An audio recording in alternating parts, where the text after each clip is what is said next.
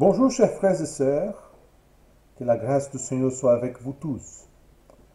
On va continuer notre étude biblique sur le livre de Jacques, mais avant de commencer, laissez votre j'aime, activez la sonnette pour recevoir les notifications des études et vidéos de la chaîne de notre Église et nous vous encourageons à participer à notre étude tous les jeudis de 20h à 21h dans notre Église. 175 rue de Belfort. Aujourd'hui, nous allons le thème suivant, la tentation et les épreuves. Je voudrais commencer par lire le texte biblique de Jacques chapitre 1 verset 12 à 18. Dit le texte biblique, « Heureux l'homme qui tient bon face à la tentation, car après avoir fait ses preuves, il recevra la couronne de la vie que le Seigneur a promise à ceux qui l'aiment. Que personne, lorsqu'il est tenté, ne dise « C'est Dieu qui me tente », car Dieu ne peut pas être tenté par le mal et il ne tente lui-même personne. Mais chacun est tenté quand il est attiré et entraîné par ses propres désirs. Puis, le désir, lorsqu'il est encouragé, donne naissance au péché. Le péché, parvenu à son plan de développement, a pour fruit la mort. Ne vous y trompez pas, mes frères et sœurs bien-aimés. Tout bienfait et tout don parfait viennent d'en haut. Ils descendent du Père des Lumières, en qui il n'y a ni changement ni l'ombre d'une variation. Conformément à sa volonté, il nous a donné la vie par la parole de vérité, afin que nous soyons en quelque sorte les premières de ses créatures. Ok, dans ce passage, l'auteur reprend le thème des épreuves en abordant la question de la tentation. Il y a des chrétiens qui ne réussissent pas à discerner entre traverser des épreuves et subir des tentations. L'apôtre commence alors ainsi. Heureux l'homme qui tient bon face à la tentation, car après avoir fait ses preuves, il recevra la couronne de la vie que le Seigneur a promise à ceux qui l'aiment. Nous avons le mot makarios, qui est le terme qui est celui qui apparaît dans le discours de Jésus dans le sermon sur la montagne, Matthieu chapitre 5. Ce mot correspond au terme hébreu ashré et indique le bonheur, la joie. Par exemple, le psaume chapitre 1, le psaume 1. Pour Jacques, l'épreuve est une bénédiction que le chrétien ne peut renier. Le mot grec pour épreuve est peirasmos, qui peut aussi être traduit par tentation. Mais il y a une différence entre l'épreuve et la tentation. L'épreuve est une action divine par laquelle Dieu nous permet de passer par des moments difficiles et qui a pour but de nous améliorer. Cette action divine est clairement visible dans les Écritures. Par exemple, la Bible dit que Dieu a testé Abraham en lui demandant son fils en sacrifice. Genèse chapitre 22. Job se demande pourquoi l'homme est mis à l'épreuve s'il n'est rien pour Dieu. Job chapitre 7, versets 17 et 18. Paul souligne l'amour des églises macédoines en même s'il traverse des grandes épreuves et tribulations. 2 Corinthiens, chapitre 8, verset 2. Et l'écrivain aux Hébreux souligne la foi d'Abraham et d'autres qui ont subi des épreuves et ont été approuvés par Dieu. La Bible montre également la tentation comme une épreuve, un test au sens large, dans lequel la personne est évaluée et ses qualités sont mises à l'épreuve. Même en sachant que c'est une action de Satan qui tente de déstabiliser les êtres humains, nous savons qu'il n'agit que par permission divine. C'est-à-dire que Dieu peut permettre que nous soyons tentés en vue d'une action qui nous sera bénéfique. Alors, la question est, Dieu sera-t-il aussi un tentateur? La réponse est non. Jacques nous dit, au verset 13, c'est Dieu que personne, lorsqu'il est tenté, ne dise « c'est Dieu qui me tente », car Dieu ne peut pas être tenté par le mal, il ne tente lui-même personne. Nous devons comprendre que Satan n'agit pas sans la permission de Dieu. Le Seigneur de l'univers est Dieu et personne d'autre. Il suffit de lire le début de l'histoire de Job et vous verrez que Satan n'a pas agi indépendamment de la permission divine lorsqu'il a tenté Job. Cependant, ce qui fait que les gens sont tentés, c'est leur propre désir pécheur. Et cela ne vient pas de Dieu. Regardez le texte. Mais chacun est tenté quand il est attiré et entraîné par ses propres désirs. Puis, le désir, lorsqu'il est encouragé, donne naissance au péché et le péché, parvenu à son plein développement, a pour fruit la mort. En regardant le texte, nous voyons clairement le lien entre les propres désirs qui trompent et entraînent et le péché qui est encouragé et donne naissance au péché. Le résultat de cette situation est la mort. Regardons de près les mots du texte. Il y a 5 mots importants ici. Le premier, le désir. En grec, nous voyons le mot épithumie, qui signifie convoitise, passion, volonté. Dans le Nouveau Testament, il est toujours utilisé dans un sens négatif pour désigner les passions charnelles, les ambitions pécheresses et les désirs illicites. Une autre traduction serait concupiscence ou mauvais désir. Le deuxième mot, attirer, en grec, nous avons le mot exeukomenos, qui peut signifier tromper. Il porte l'idée d'appât. Le troisième mot important, c'est entraîner. Et dans le grec, nous trouvons le mot deleazomenos, qui signifie attirer, entraîner.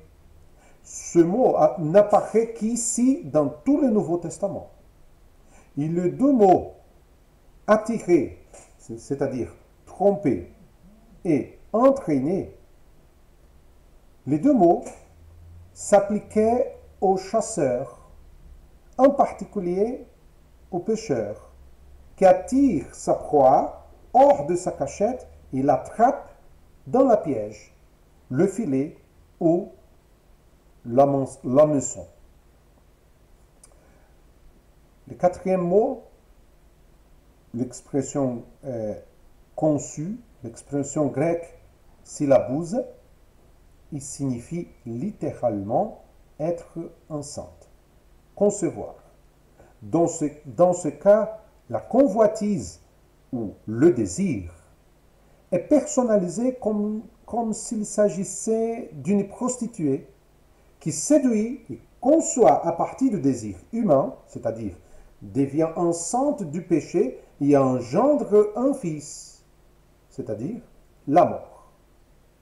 La scène est si dramatique que la perspective est que ce fils, la mort, tue le père, c'est-à-dire la personne est tentée par son propre désir. Le processus raconté est considéré comme irréversible. Et le cinquième mot, péché, vient du mot grec hamartia. Et le terme, et c'est le terme le plus communément utilisé pour décrire le péché. Le péché est la transgression de la loi de Dieu. Et les pécheurs sont appelés à se repentir. Le péché consiste à manquer la cible. C'est ça la signification du terme hamartia, manquer la cible. Car lorsque nous vivons en dehors de la volonté de Dieu, notre vie n'a plus aucun sens. Le péché trouve son origine lorsque nous nous laissons séduire par la convoitise ou pour notre désir. Et Jacques nous présente ce péché comme s'il s'agissait d'un fils. De la même manière que nous pouvons connaître la paternité de quelqu'un par l'ADN, chaque péché que nous commettons prend notre ADN, car nous en sommes responsables, mais pas Dieu. Lorsque le péché est consommé, il engendre la mort. Engendrer ici signifie donner naissance, procréer. Et dans cette chaîne d'événements, il arrive à sa fin. Et en grec, nous trouvons le mot apotelesthesia, qui signifie littéralement compléter, mûrir, consommer. L'idée est de terminer quelque chose, de mener à bien un projet. Dans ce cas, la mort ne doit pas être interprétée comme la mort éternelle ou la perte du salut, mais comme les effets mortels que le péché apporte à l'âme. Par exemple, obscurcissement, culpabilité, endurcissement, confusion. Même un croyant en Christ peut vivre une telle expérience, car le péché peut étouffer notre vie spirituelle et provoquer une profonde tristesse. Le texte présente ces événements d'une manière très didactique. Les désirs vont mener à la tentation. Et si j'accepte la tentation, elle est conçue, c'est-à-dire il y aura une conception qui va gérer le péché et la fin sera la mort. Certains textes bibliques nous aident à comprendre cette dynamique. Par exemple, Galates chapitre 6, versets 7 et 8. Ne vous y trompez pas, ne se moque pas de Dieu. Ce qu'un homme aura semé, il le récoltera aussi. Celui qui sème pour satisfaire sa nature propre, récoltera d'elle la ruine. C'est clair. Ève, convoitant le fruit interdit, en prit et en mangea, désobéissant ainsi à l'ordre exprès de Dieu. Genèse chapitre 3, verset 6. Caïn a été emporté par la haine contre son frère, exécutant le mauvais désir. Genèse chapitre 4, versets 5 à 8. De la même manière, Ananias et Saphira, cédant à des désirs charnels, ont planifié et exécuté un plan pour tromper les apôtres. Actes chapitre 5, versets 1 à 3. L'important est de savoir que nous pouvons surmonter la tentation. La tentation elle-même n'est pas un péché. Christ a été tenté comme nous, mais il n'a pas péché, dit le chapitre 4 de Matthieu et aussi le chapitre 4 de la lettre aux Hébreux.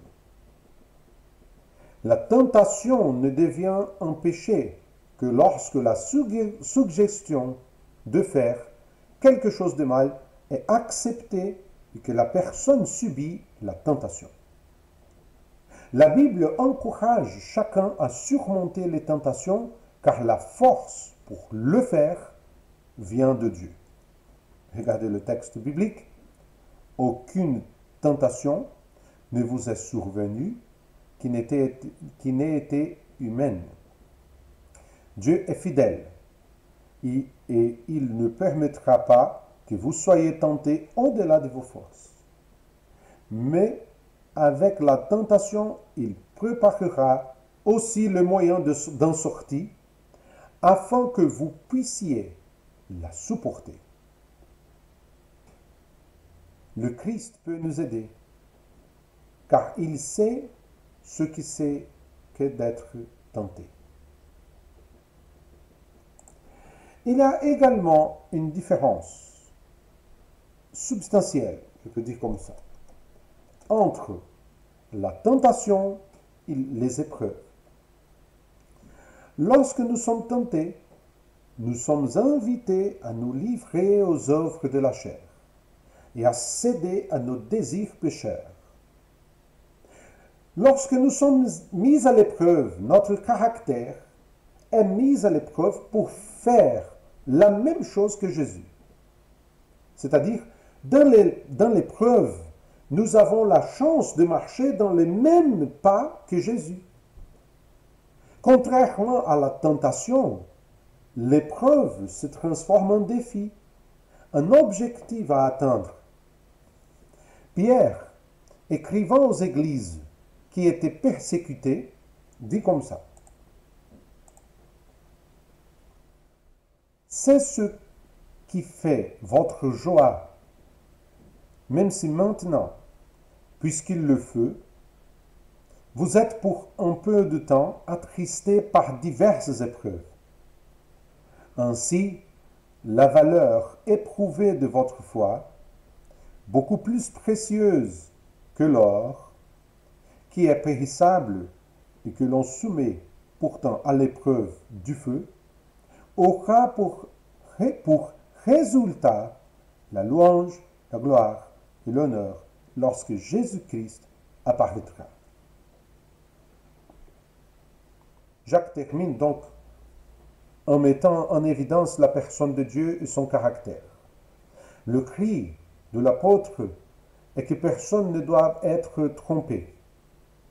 Dans les versets 17 et 18, il insiste sur les qualités divines. Regardez.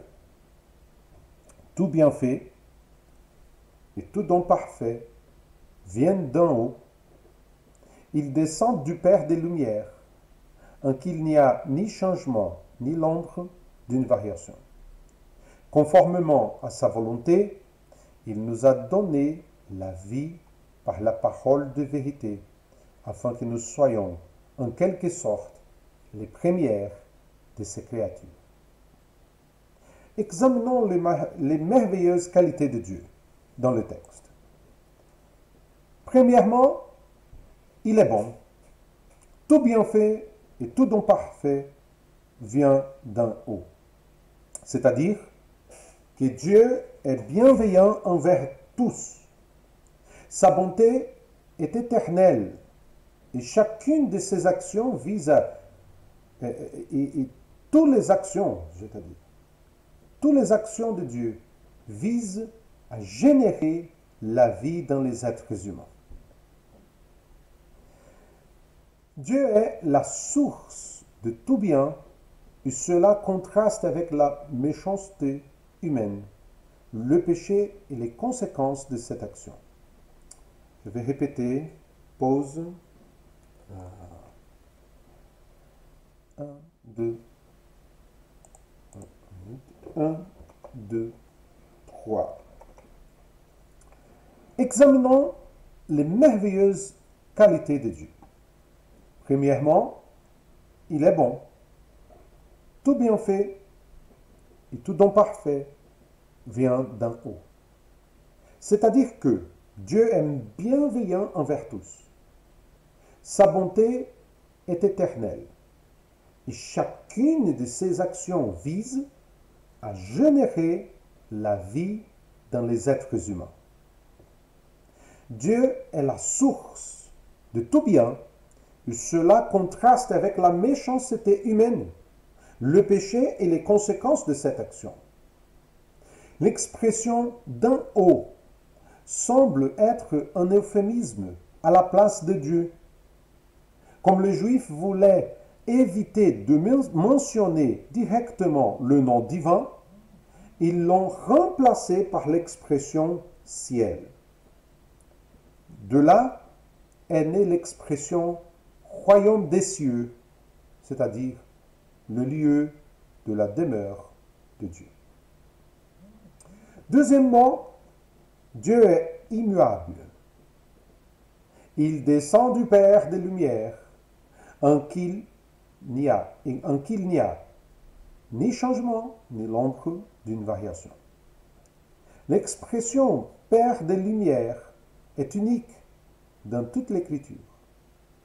Il est certain que par lumière, il désigne les corps célestes, notamment le soleil, la lune et les étoiles. La Bible atteste que le firmament des cieux est l'œuvre créatrice de Dieu. En tant que Père, il se montre bon dès la création, et sa bonté ne change pas. Immédiatement après, Jacques point 3 mots pour nous faire comprendre toutes ces choses. Variation, qui en grec est parallage ou parallagé, est un terme astronomique dans lequel les corps célestes sont en mouvement et les relations spatiales changent. La vision, c'est que Dieu n'est pas comme les planètes qui bougent. Il est permanent, étant la source du bien, jamais du mal. Le changement, c'est le deuxième mot, qui en grec est tropes, et qui est aussi un terme astronomique, étant un mot employé pour indiquer le mouvement des corps célestes. Ce terme est lié au troisième mot, l'ombre, qui en grec est aposkiasma, indiquant des changements dans la position du soleil et qui modifie les ombres projetées par sa lumière. Jacques tente de mettre en relation la création et sa mutabilité avec l'immuabilité et la constance de Dieu. Nous pouvons faire confiance au Seigneur, car son action est la même. Dieu n'est pas comme les corps célestes qui bougent. Dieu n'est pas comme une ombre qui change de position. Dieu est toujours fidèle. Il n'est pas inconstant comme la nature et les êtres humains. Et troisièmement, il est Seigneur. Le verset 18 dit, conformément à sa volonté, il nous a donné la vie par la parole de vérité, afin que nous soyons en quelque sorte les premières de ses créatures. Et en tant que Seigneur, il a décidé d'agir spontanément. C'est ce qui signifie le mot grec bouletes, la volonté de Dieu. La volonté de Dieu qui donne la vie. Et cela ne peut jamais venir des hommes, car cette volonté est libre et souveraine. Dieu ne peut donc pas être l'agent de la tentation, car tout ce qui procède de Dieu est bon. Dans cette décision, il nous a donné la vie, c'est-à-dire que l'accent est mis sur la nouvelle naissance. À partir de la parole de vérité qui est Christ, nous sommes nés de nouveau et faisons partie de la famille de Dieu. En Christ, une nouvelle génération est née, qui n'est pas engendrée par la chair ou le sang, mais par l'esprit. Et tout cela est arrivé pour que nous soyons les prémices. Ici, la traduction, les premières de ces créatures. Un fils aîné avait des privilèges supérieurs, tels que la préséance dans la famille, l'autorité sur les frères plus jeunes, une bénédiction spéciale de son père, l'autorité paternelle et une double part de l'héritage. Selon la Bible, Christ est le premier-né, Colossiens chapitre 1, verset 18. Et en lui, tous les croyants viennent participer à ses pouvoirs et privilèges. Les prémices font également référence aux récoltes, dont les meilleurs fruits étaient dédiés à Dieu. Ainsi, Dieu est honoré par le dévouement de la vie de ceux qui se soumettent à lui. La tentation ne peut jamais venir d'un Dieu aussi merveilleux et sublime qu'il est. La tentation vient du péché, de la chair qui habite en nous et qui essaie de nous amener à faire ce qui déplaît à Dieu. La tentation est travaillée par Satan afin de nous éloigner de Dieu. Une épreuve, par contre, est une action dans laquelle notre foi est mise à l'épreuve. Une épreuve vise toujours le meilleur de notre vie, le perfectionnement de notre caractère. Merci pour votre présence, pour faire partie de cette étude, et à la prochaine. Dieu vous bénisse.